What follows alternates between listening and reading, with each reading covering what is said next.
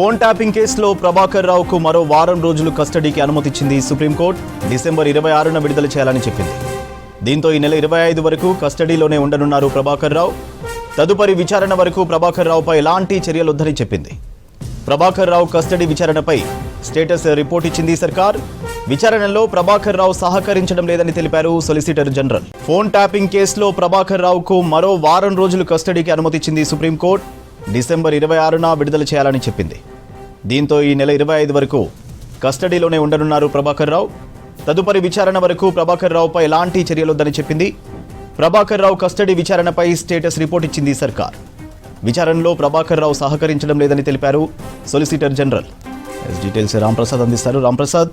సూర్య, తెలంగాణ రాష్ట్ర వ్యాప్తంగా సంచలనం సృష్టించినటువంటి ఫోన్ ట్యాపింగ్ కేసులో ప్రధాన నిందితుడిగా ఉన్నటువంటి ఎస్ఐబి మాజీ చీఫ్ ప్రభాకర్ రావును మరొక వారం రోజుల పాటు కూడా ఇటు కస్టోడియల్ ఎంక్వైరీకి అనుమతిస్తే అయితే సుప్రీంకోర్టు ఆదేశాలు జారీ చేయడం జరిగింది. ఉత్తర్వులలో పేర్కొన్న క్రమంలో అయితే తెలంగాణ రాష్ట్రంలో ఇప్పటికే సంచలనం సృష్టించినటువంటి ఫోన్ ట్యాపింగ్ కేసుకు సంబంధించి అయితే చాలా రకాలైనటువంటి కోణాలలో ఇప్పటికే సిట్ అధికారుల బృందం ప్రభాకర్ రావును ప్రశ్నించిన క్రమంలో అయితే మనం చూడవచ్చు. ఇప్పటికే ఇదే కేసుకు సంబంధించి చాలామంది గతంలో ఇంటెలిజెన్స్లో పనిచేసినటువంటి సీనియర్ అధికారులను సైతం ఇటు విచారణ చేయడం జరిగింది.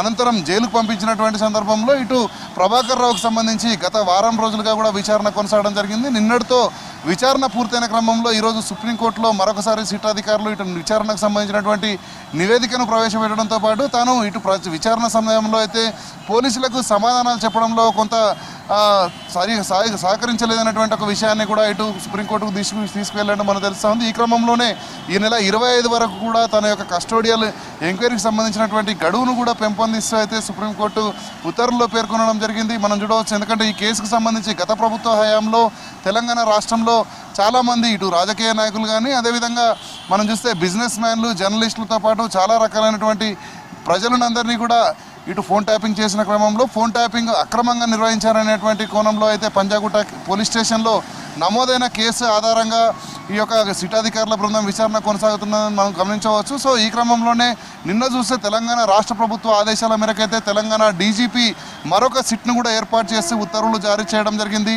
సో ఈ సిపి సజ్జనార్ నేతృత్వంలో నూతనంగా మరొక సిట్ను ఏర్పాటు చేసిన క్రమంలో ఈరోజు సుప్రీంకోర్టు ఇచ్చినటువంటి మరొక వారం రోజుల గడువు పెంపు కస్టోడియల్ ఎంక్వైరీ అయితే ఇటు ఫోన్ ట్యాపింగ్ కేసుకు సంబంధించినటువంటి విచారణలో పురోగతి సాధించే విధంగా ఉండబోతుందని కూడా కొంత మనం చూడాల్సి ఉంటుంది.